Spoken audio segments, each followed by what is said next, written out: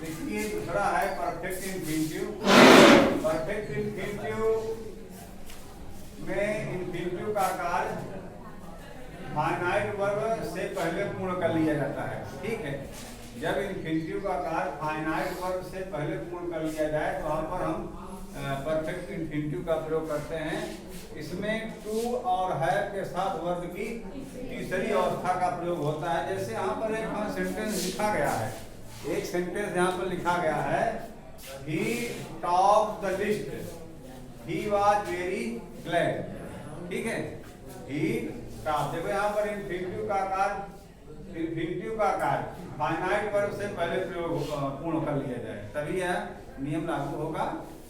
अब इसका क्या हो जाएगा, he was very glad, he was very glad। क्या हो जाएगा, he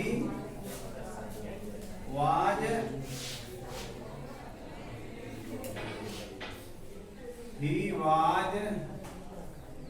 very glad। अब देखिए यहाँ पर आ गया। अब आपको इंफिनिटिव यहाँ पर बनाना है तो क्या आ जाएगा, टू हैव टॉप्ड, टॉप्ड अब देखिए यहाँ पर आपने किसका प्रयोग कर दिया, टू है। ठीक है, देखिए कहाँ कह रहा है, नियम देख लीजिए, इंफिनिटिव का कार्य, इंफिनिटिव का कार्य फाइनाइट वर्ब से पहले, इंफिनिटिव का कार्य फाइनाइट वर्ब से पहले पूर्ण कर लिया जाए। आप देखिए भाई, उसने टॉप किया, लिस्ट में उसने क्या किया, टॉप किया। जब टॉप किया तभी तो कुछ हुआ, तो कार्य पहले हो गया है और ये क्या हुआ है, बाद में हुआ। भाई बगैर पास हुए कोई कुछ तो होगा नहीं। जब उसने लिस्ट में टॉप कर लिया तब क्या हुआ, तब कुछ हुआ। तो यहाँ पर है क्या कह रहा है, अब आपका नियम जो लिखा गया है उससे मैच कर रहा है। कह रहा है ना, इंफिनिटिव का कार्य, इंफिनिटिव का कार्य फाइनाइट वर्ब से पहले, फाइनाइट वर्ब से पहले, फाइनाइट वर्ब से पहले क्या कर लिया जाए, पूर्ण कर लिया जाए। तो वहां पर हम इंफिनिटिव का वो परफेक्ट इंफिनिटिव का प्रयोग करते हैं। ये आपका दूसरा। तीसरा है, कोई करेगा, अगर मान लो पैसिव वॉइस में आपका सेंटेंस है, to have been plus verb की तीसरी अवस्था हो जाएगी। तीसरा है जिरेंडियल इंफिनिटिव।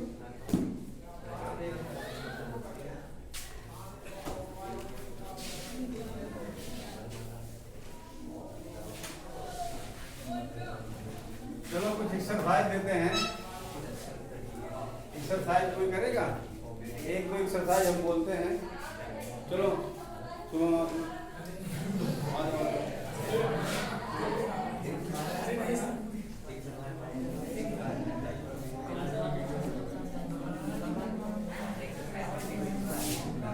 जैसे देखिए, ही gave me a mango.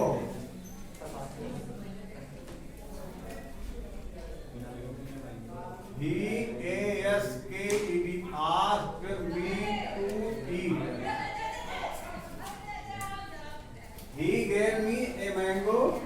He asked, he gave me a mango. He asked me to eat. अब बोलो, अरे यार दोनों को मिलाओ, दोनों सेंटेंस को मिलाओ और एक कर दो, अनुवाद कर लो, बातें खत्म हो जाएगी। जब हम दोनों सेंटेंस को यहाँ पर मिलाएंगे, जब हम दोनों सेंटेंस को यहाँ पर मिलाएंगे क्या हो जाएगा, उसने मुझको खाने के लिए एक आम दिया। उसने मुझको खाने के लिए क्या दिया, एक आम दिया। अब इसका आपको अनुवाद कर लेना है। अब इसका अनुवाद करोगे क्या हो जाएगा, he gave me a mango to eat. Simple था है, हो गया ना। ही gave me a mango to eat। खाने के, उसमें पूछने की बात खत्म हो गई। भाई उसने मुझको खाने के लिए एक आम दिया, यही होगा ना, ही gave me a mango to eat। अब उसको लेकर के हाथ में घूमने के लिए थोड़ा भाई, तो खाने के लिए ही आम दिया। चलिए एक सेंटेंस और दो तीन चार वाक्य कराते हैं।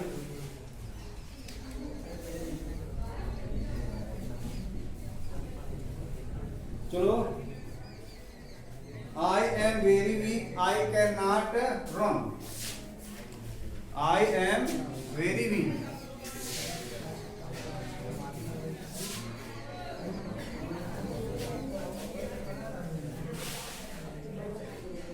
I am very weak. दूसरा है I can not run. I am very weak, I can not run. अब कौन करेगा? चलो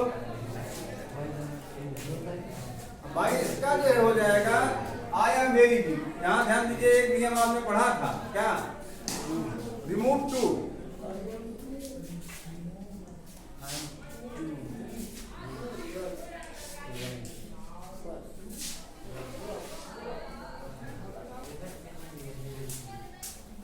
देखिए, I am too weak to run. अब यहाँ पर देख लीजिए, आपका हो गया। अब आपको यहाँ पर टू का प्रयोग करना, तो पूर्ववर्ती नियम आपको नहीं मालूम रहेगा तब वो नहीं कर पाओगे। ठीक है, एक सेंटेंस है, walk in the open air.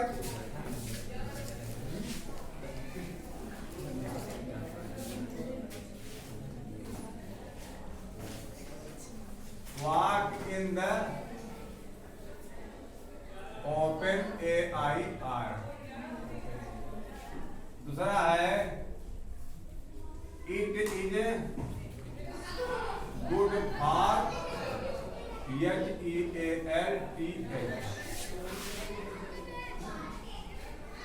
Walk in the open air, it is good for health. कौन करेगा? चलो शुभम। नहीं पाएगा, करोगे?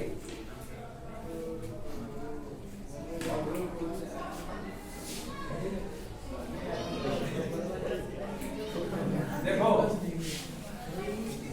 Walk to walk. देखिए, walk in the open air, खुले में घूमो, क्या करो? एक इंपरेटिव सेंटेंस हो गया ना। और it is good for health है, तो क्या हो जाएगा? टू, हाँ आ जाओ, टू वॉक इन। अच्छा करो तो पता है।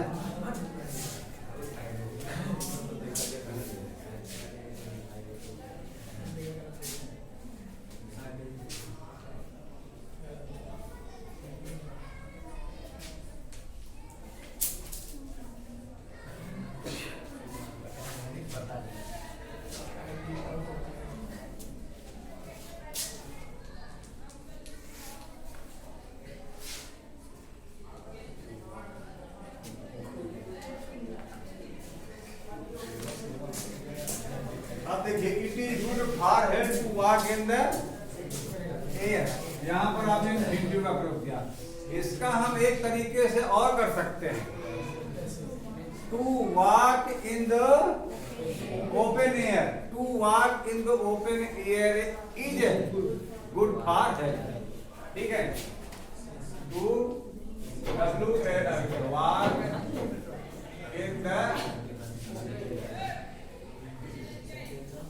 open air